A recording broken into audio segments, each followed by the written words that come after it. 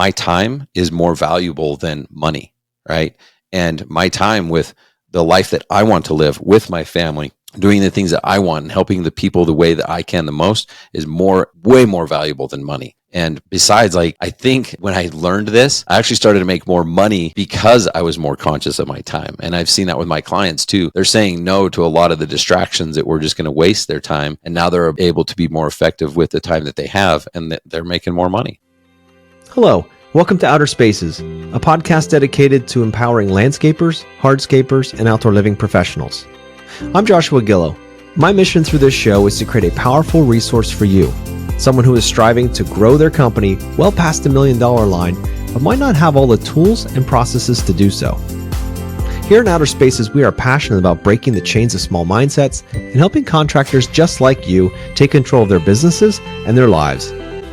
With nearly 3 decades of experience designing, selling, and building six-figure outdoor living spaces, I've made all the mistakes. Starting with $0 in my pocket, and through the grace of God and a ton of hard work, I now own multiple businesses that afford me the time with my family and the lifestyle I've always dreamed of. So join me as I share what I've learned along my journey, strategies, and other contractor success stories right here on the Outer Spaces podcast. Now, let's get on with the show. Hello, everyone, and welcome back to the Outer Spaces podcast. This is your host, Joshua Gillow. And this week, Ryan Lee joins me again, and we're going to talk about how to increase your number of qualified leads. We're going to go deep into exactly what is a qualified lead, how do you qualify leads, and things you should be doing before you ever leave your office in order to go out and meet with a client. So, guys, buckle up. This is a good one. Hello, everybody, and welcome back. Ryan Lee is back on with me today. And if you didn't catch it last week, we talked about how to increase your price. You know, that's like the thing that we all want to know as contractors. How can we possibly make more money in less time? And if you didn't hear that episode, pop back over to last week and take a listen. We drop a lot of great nuggets, and Ryan really opens up a lot of really cool ideas for you to think about. This week, we're going to talk about how to increase the number of qualified leads you have in your business coming in.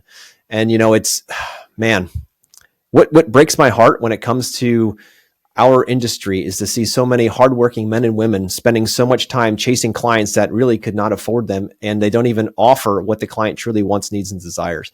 But we have this deep hope that if we go out and meet with people and talk with them, that you're going to be able to close them on something that they may or may not even want. And I know that because that used to be my story. I'd go out to everybody that called. I said, you know, out of 7 billion people at that time on the planet, they called me. I have to go out and perform. I've got to go out and meet with them. I mean, what would they say if I didn't? Ryan, what would they do if I didn't go out and I said, Mrs. Jones, we're just not a good fit, and all of a sudden she would pick up her phone. I knew this exactly what would happen. But the story in my head was this, Ryan. She'd pick up the phone, she'd call all of her neighbors and talk about how much of an asshole I was because I told her we couldn't help her. And I was so afraid of that as a recovering people pleaser, right? That, man, I'm telling you, I was like, holy moly, I can't do that. There was just too much guilt there. So I'd go out and meet with everybody. And the problem was that I was closing 30 to 50% at best of the work. And so I'm sitting here thinking, well, that's pretty good, right? That's what I hear everybody else is doing. You know, 3 out of 10 isn't so horrible. 4 out of 10 isn't so bad. But dude, I got to a point in my business where I started thinking, wait a minute here. If I want to double the size of my company, I need to double the amount of time I put into it. I wasn't thinking teams back then because it was all about me, right? But it was at the same time thinking like, you know, I'm putting in 70 hours now a week. How am I going to put 140 hours in a week to double my company? Good luck. So I said, wait a minute here. So what exactly? And I'm already running ragged now, feeling guilty, not spending enough time with the kids and the family and all that stuff. And I'm like, so how do I solve that problem? And that's when I started to read much deeper into sales and started to figure out that just because I started the business and had to be good at sales or it didn't work, doesn't mean that I have to keep doing what I used to do. You know, and you had a quote on Facebook I saw when I was looking up before episodes and says, we are addicted to our current circumstance. And I couldn't agree with that more because I was so stuck in how I used to do things, how I learned from my father, how I learned from other people around, how I watched my competitors close deals and I couldn't. And I would watch what they did and then I'd copy it and then it wouldn't work for me or it would work for me or whatever. But there was never confidence in the system itself. I always felt like, you know what, you just got to get lucky. That's why 30 to 50% is good. When I realized that, no, that's not true. We should be as an industry closing 75 to 80% of our work. And I say that because 100% means that your prices are too low. you should be around 75 to 80%, because then at least you know that your market is pushing back and you're pushing against it. 75 to 80% is our target. That's my target with Yes Express, is to help our industry get to that level so they can spend those Fridays, like we talked about in the last episode. They can spend those Fridays home with the family, going camping, going fishing, doing whatever they want to do, and not have to be thinking about working the entire weekend just to make ends meet. So Ryan, it's probably the longest intro I ever did. Welcome back. Dude, I love just geeking out about this stuff. So thanks for having me back on. Everything you said resonates. And I think it feels good to be busy, like if we're not out giving a quote to someone who's probably not going to go forward with us, what else would we be doing? We don't want to sit home and feel lazy, so I'll just go be busy. And then we can tell our friends that we worked 80 hours this week, that's also is like a badge of honor. So it all fits within this mold, and we are addicted to our current circumstances because it's comfortable. If we have to listen to this episode and we have to change, that sucks. Because what if it works? What if we become more successful? What if we make more money? Then we're going to feel guiltier and greedier. That's not good. So I'll just keep doing what I'm doing, Josh. I'll just keep working 80 hours a week, not making any money, not having any time with the family, because that's what I've been doing and I'm still alive. So I'll just do that. Dude. And you know what? The crazy part is that is very much a lot of my story too. And I didn't realize this until I became more self-aware, but I was keeping myself so pacified with busyness because, Ryan, I didn't like who I was as a person when I wasn't busy. And I didn't have to face that when I had fires to put out constantly.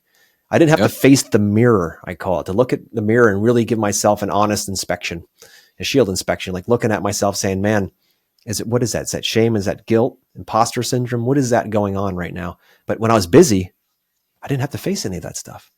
So when I slowed the busyness down and started to, if you will, turn the concert off and start listening to God, and start listening to everything going on around me, it shifted everything for me. Because I'm like, wait a minute here. Who am I without the busyness? Who am I without all of that? And I couldn't answer that question, Ryan. It scared the heck out of me. Busyness was easy and familiar. It was always familiar to be busy. I grew up being an achiever and being busy. But when I had stopped the entire concert and everyone stopped talking and I sat there looking around thinking, who is Joshua Gillow without all the noise? Who's Joshua Gillow without all the busyness? That was one huge void of a question that I've spent years figuring out and finally on the other side of that. But man, that took courage that I did not possess at that time to ask that question and to seek an answer for it. Well, I hope everyone's listening and taking notes right now, because all of us have to go through that journey at some point or another. And most of us, if you're like me, it sounds like if you're like you put it off as long as possible. Oh yeah. And it's scary. Oh my gosh. The fear there is huge. The courage that it takes, because dude, I'm guilty of it too. I went years just being busy. It's just way easier to do that and then have to deal with reality. Yeah. And I just want to encourage people that are listening. I hope you're taking notes with what Josh was saying, because you got to go through that process. And I hope it sparks for someone out there today. This is your day. Someone told us that we have 7 days in a week. I don't know who invented, the Mayans or somebody invented the calendar, but I guarantee entrepreneurs, if we gave you 10 days a week, you would just work 10 days a week, Yep. But if I said, you know what, we changed it, you only have 4 days in a week, you could get all the shit done in 4 days. The rules are fake. We make up our own rules. And so because you have 7 days, you fill them. But if you had to get all that shit done in 3 days, you could do it. Oh, yeah. And you'd realize that not everything has to get done. You would start to prioritize. And that's kind of what this is about, is let's prioritize who we want to do business with, why we want to do business with them. And now you can actually start to get momentum and build the life and the business that you want, instead of letting life happen to you. Because I'm guilty too. Dude, I used to love getting leads.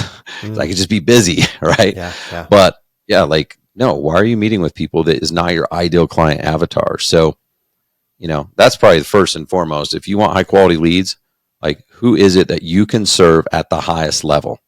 Yeah. I've got this coaching business and I want to help everyone in the world. That's just who I am. I'm like, I was going to be like, oh, I could help painters, I could help landscapers, I could help anyone who's dealing with someone in someone's home, right? Roofers, all this stuff. And I'm like, no, but I'm the landscape lighting guy. Like, I really am the best at helping people bolt on landscape lighting. So I've got friends that come to me and ask for business advice.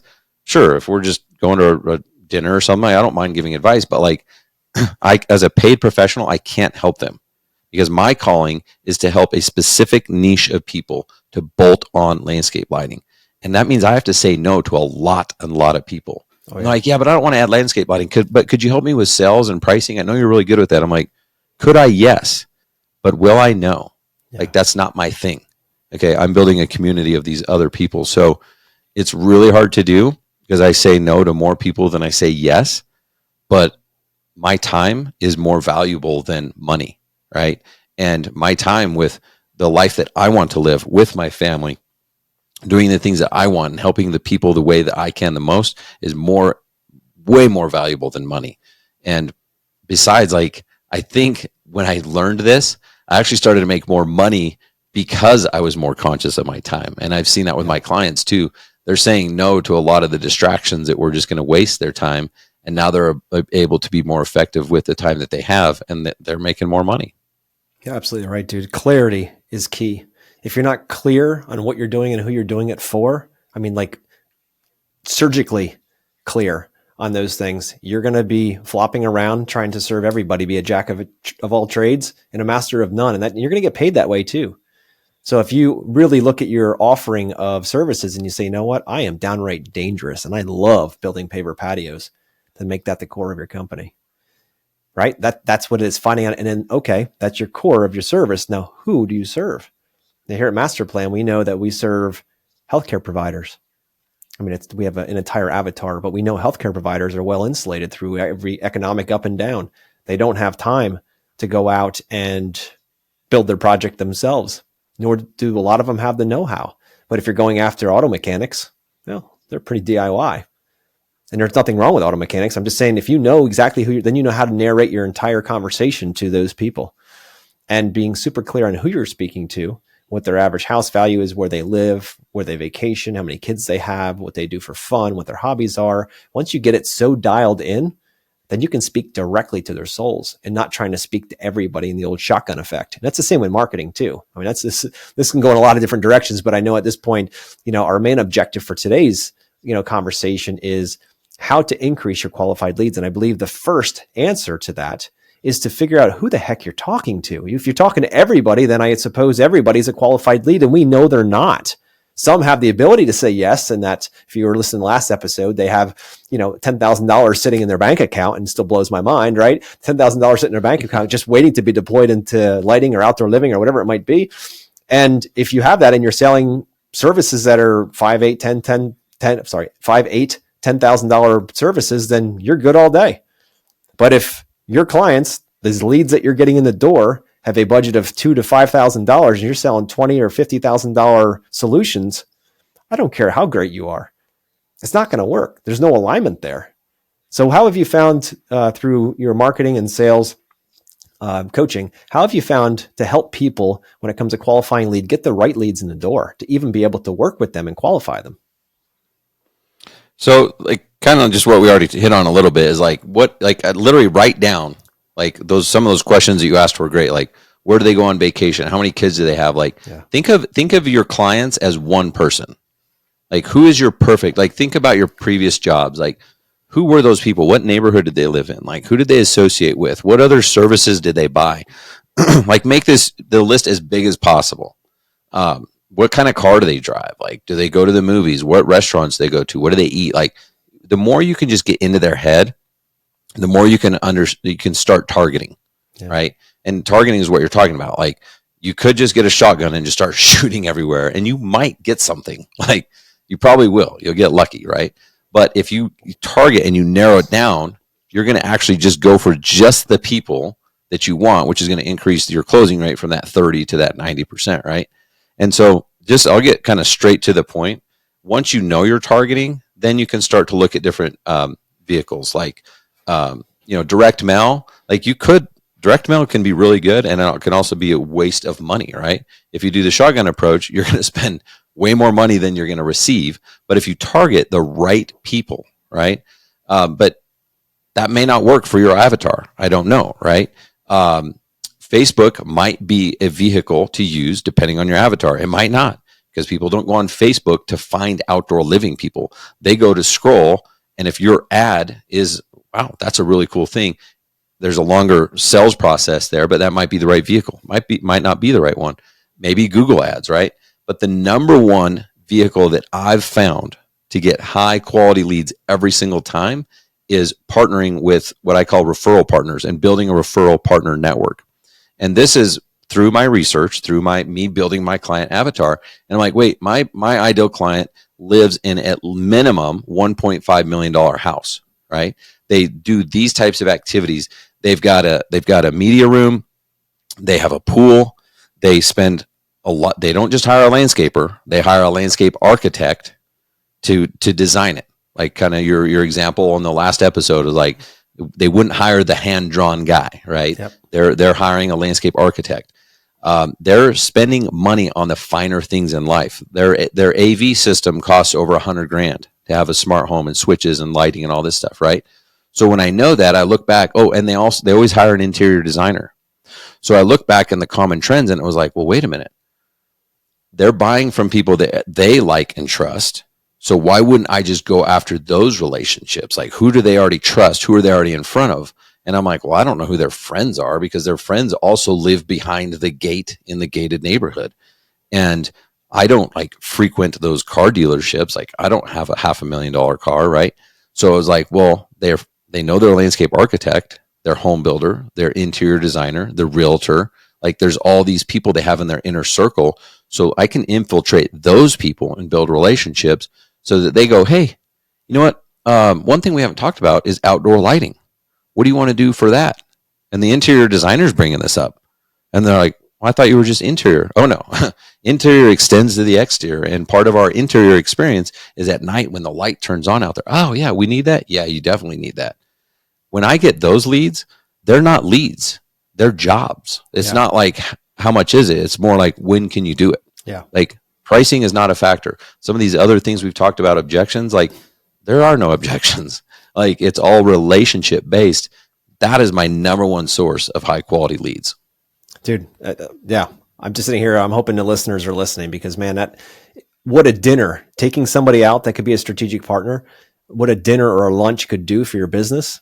If things are slow right now and you've been pumping all kinds of money into Facebook, and let's face it, if anyone's listened to this podcast knows what I think about Facebook ads when it comes to our sector, exactly. Right? It's like people can spend a shit ton of money on them and with not a really high close rate with them. Like, most of the time you're scrolling, I don't know if it's like you, but you're eating Cheetos, watching Netflix, scrolling through, just trying to stay awake. And you're like, oh, cool, outdoor living space. Yeah, you give me a quote, whatever. Go on scrolling and eating Cheetos. And I don't eat Cheetos, but the point is, right?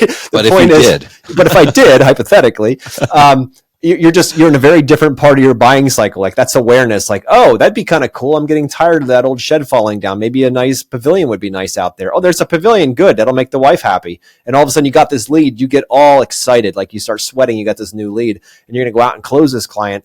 And they're still wiping the Cheeto dust off their fingers when you meet with them to shake your hand, right? And it's like they have no clue what it costs. They don't know what they need. They've done no research. They're so early in this process that those leads coming from the Facebook side, you've got to be careful with. They're not all leads are created the same. If you're getting clients like Ryan's talking about here, who come into the relationship with, hey, you were referred to me by my interior designer, by my architect, by my home builder, by somebody, your chance of working with that client is significantly higher because of that connection that's already made. So not every lead is as valuable as every other lead. So be thinking about the source and where you're getting this lead from.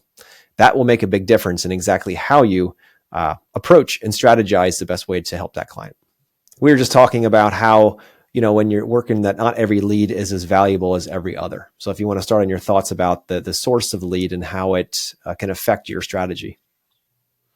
Like, after we talked about referral partners and stuff? Yeah. So I went into if you're getting leads from Facebook or from a referral partner, Okay. Yeah. they can be a different strategy because, one is doesn't know who the heck you are and there's still Cheeto dust involved. And the other one is like, you just went out to dinner Thursday night with their family. So you know each Perfect. other, like that kind of thing. Yep. Yeah. So obviously, I mean, the source of lead is important. In fact, every time I'm talking to someone, they tell me about an opportunity that they did or didn't get. I'm like, what was the lead source? Like that is like the number one thing that I ask, because, like if it is a Facebook lead, they didn't go onto Facebook to hire you. And as business owners, as sales professionals, like when we think of lead, like how can I make 10 grand today? like a lead is like, I want to close it right now. But that's not like, once you understand marketing, like the funnel is wide at the top and small at the bottom, right? And so Facebook, if you are going to pursue that, you better understand that you need an intense follow-up strategy. It's a long-term game. You need a lot of different things to nurture that lead over time. And most people are not patient enough or have the process. So it's like a waste of money. But if you will build your referral partners, they may not be ready right now either. But the cool thing about referral partners is they don't depend as much on like traditional marketing, direct mail, Google, things like that. When the economy slows down, you feel it. And you're like, well, I used to be able to spend this much money per month and always get this number of leads. Well, that same amount of money is going to get you less leads in a slower economy. But what I've found, if you're targeting the higher end people, that still may be true. But if you have enough relationships, like maybe you're in with 10 pool builders, 2 of them might go out of business, but you still have 8. Right. And then you also need interior designers. You need all these other people. And so your slowdown doesn't happen quite the same, because let's face it, like wealthy people, like they don't go poor in a recession. They have less money and they slow down for a little bit, but it's not the same. They'll still finish building that multi-million-dollar house. They'll still want to have their outdoor living space. Like they might slow down, but they don't stop. And that's why I like targeting those higher end people. It makes perfect sense, dude. It makes perfect sense. And, they aren't rich because they're lucky, at least most of them, right? Most of them have know how to manage money and they know how to manage economies so they can win on both sides. But that's definitely some huge advice. Now, my question for you is, when it comes to qualifying clients, regardless of the vehicle in which you found them in or they found you in, when is the best time to qualify? Is it early in the process, when you're just starting to get to know each other, or do you wait until you hand them a proposal and then you find out that you aren't a good fit? Like, when is the right time to start qualifying your client? Well, if you're looking to just stay busy and waste time, then wait till the end. But if you want to be efficient and you want to make the best use of time, when it's that initial phone call, right? And some people are so busy and that they're not big enough where they don't even have someone answering their phone. And so they're just like winging it. Like, all right, so let me get your name, let me get your address, let me get your phone number, and let's meet up. Like, I understand that because I've been there. But if you can literally like write down a formal process and a questionnaire that everybody gets asked, you're going to save yourself so much time. And pre-qualifying isn't as much, it's not just about eliminating people. It's not like you're trying to not work today. You're eliminating the people who aren't ready, but you're also setting yourself up for success for the people who are ready. So a lot of people just think of it as a negative thing. But if you'll ask them questions about like, how long have they lived in the property they're in? Why now? Like what was the event that caused them to reach out now? Because a lot of times it's like, well, it could be we just moved in. It could be, well, we've been in the house 17 years, but this event happened. Maybe there was a problem. Maybe there's something exciting. Maybe there's an event, a wedding. Like you want to find these things out because those are things that are going to help you later on and really kind of understand like, well, I just saw your Facebook ad and it seemed like maybe one day we might want to do this. Okay, well, maybe like already there's red flags going up, right? Or maybe it's like, well, yeah, we got your number from Susan Smith. And you're like, oh crap, Susan Smith spent like $500,000 with us. This is awesome, right? Well, how do you know Susan? Yeah. Oh, well, her housekeeper and I live in the trailer park, 26 miles away. Okay, that changes the conversation a little bit, right? So you want to ask questions to find out like who these people are. Do they match your ideal client avatar? And then one of the things I'll do is after I think they're a good fit, I'll say, is it okay if I just tell you real quickly about us? And this is like a 2-minute elevator pitch. We've been around this long. These are some of the things that differentiate us. And that's when I'll throw out that price and say, typically these are our minimums and these are our averages. Does that sound about like what you're looking for? And that's just a great way to start the pre-qualification process. And you find out a lot of information on that call that is, again, going to help you decide if it's worth your time to even meet with them. And if it is, you've done a lot of really important groundwork to set you up for success when you actually meet with them. Dude, I love that. And you did something in there. I know you're doing it thoughtfully, and I hope the listeners picked up on it. When he was talking about, when he was role playing with that fictitious client, did you hear how he asked permission to talk about himself? Did you hear how he asked permission to take the next steps? Could you talk more about that and why you do that?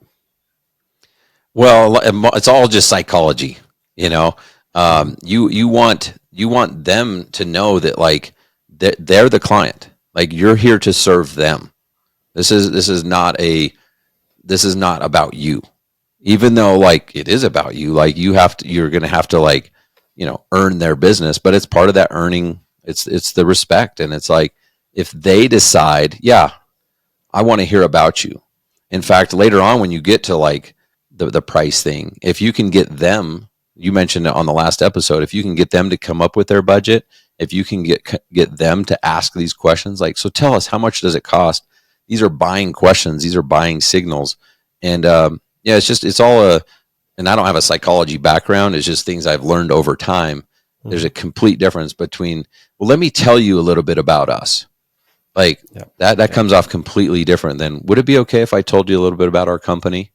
And like, yes, absolutely, please. Like it disarms them. Yep. That's exactly right. And that's what I love so much about permission, is because you're disarming them. They're expecting someone to come in and tell them why they should hire them right away for whatever price that they tell you it's going to cost. That's what, the statements and demanding and all that. That's what they're expecting of contractors coming out. I'm sorry, but we've given them that expectation from, eons of that kind of exposure. So now shifting it. And if you're not shifting it yet in your business, then you're missing a massive opportunity to not just serve your clients at a higher level, but to be able to help more people and get the best solutions. So in that, when you ask permission, are you guys open to chatting about what this might cost? Instead of, hey guys, this is what it costs. It's a gigantic difference. When they say, well, yeah, of course, that's what we called you to do. Awesome, cool. And then you get into it, right? But the goal here is not to dictate, but to have them come along on a journey with you and have it feel like for them that they're driving the bus when you truly are, by asking and leading with great questions, right? Guiding them through this process. You've done it 1,000 times, you've done it 100 times, whatever, 10,000 times. They haven't. They're expecting a leader in this conversation. So if you're looking to qualify leads, how to increase that and do better on your number of qualified leads coming in, your clients are going to expect during the qualification process that you are leading them with great questions, and to have a process in place where you know what the outcome is going to be based on how they answer their questions. And you can spend an entire lifetime trying to figure out what that might look like, or you can hire somebody. If you're in the lighting world, hire Ryan. He's got this figured out already. If you're in the landscaping or outdoor world, hire me. This is what we do. I've taken 30 years to figure this out, and now have the opportunity to cut all the BS out, get rid of the manipulation, get rid of all of that stuff, and just ask great questions and let the clients lead the charge with your guidance. And eventually they're like, well, that makes perfect sense. That's exactly what we want to do. We're like, yeah, so do we. Perfect expectation setter, right? And if not, we can guide them right back out to where they need to go, because we're just guides. We're not here trying to, get a chain around their ankle and pull them in to buy something from us. This is about guiding them, and they make their own decisions. I've had people that call up in the Yes Express, and at the end they're like, all right, close me. Come on, man, close me on this. This is what you do. You close, right? And I'm like, dude, I hate that word. I use it because people know what it means, but I hate that word, because the last thing we want to do is close. We want to open relationships, not close people off or close deals. We want to open relationships. And I love that. And every time that someone says that, I'm like, well, then you must be reaching out to the wrong sales coach, because you know what? We don't close anything. I love And that. the crazy part is they all call back and they all sign up because they're like, well, that actually felt kind of nice that someone wasn't trying to hardball me or say, hey, sign up now or tomorrow I'm going to steal your cat and paint him orange. You know what I mean? So it's like, you're supposed to close me wild. so we can have an argument and I can tell you exactly. that I got to think about it. You're robbing me of that. I'm like, no, I'm just never going to go there. That's not how it works because that so might have worked smooth. 20 years ago. That might have worked 20 years ago, but it doesn't anymore. And we have to be adopting and adapting to the world we live in now. And if you're stuck in your old ways and you're addicted to your current circumstances and you're not willing to open your mind to a new way, then, well, just get used to whatever results you've been getting, just more of that. But if you want more out of life, you want to be able to serve and impact more people's lives, you want to be able to help people without wasting your time by qualifying them, you need to shift your perspective from, are we looking just for a quick transaction? Or are we honestly looking to serve people? And if we're honestly looking to serve people, then questions and taking your time and spending 80% of your time quiet and 20% of your time asking questions won't be much of an ask. Because you're like, so I got to work less and I get more? Yeah. You just got to know how to do it and what order to ask those questions. And the next thing you know, clients are like, yes, or awesome as well. No, we're not a good fit.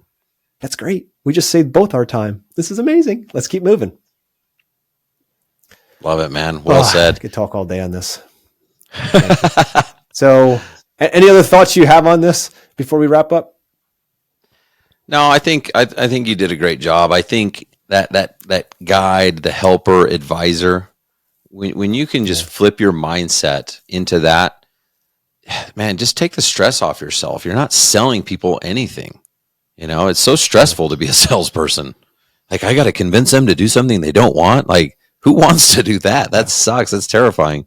But when you really are a helper, an advisor, a guide, like it's addicting, you know? And it's like, man, I really care about this person. I want them to have a positive experience.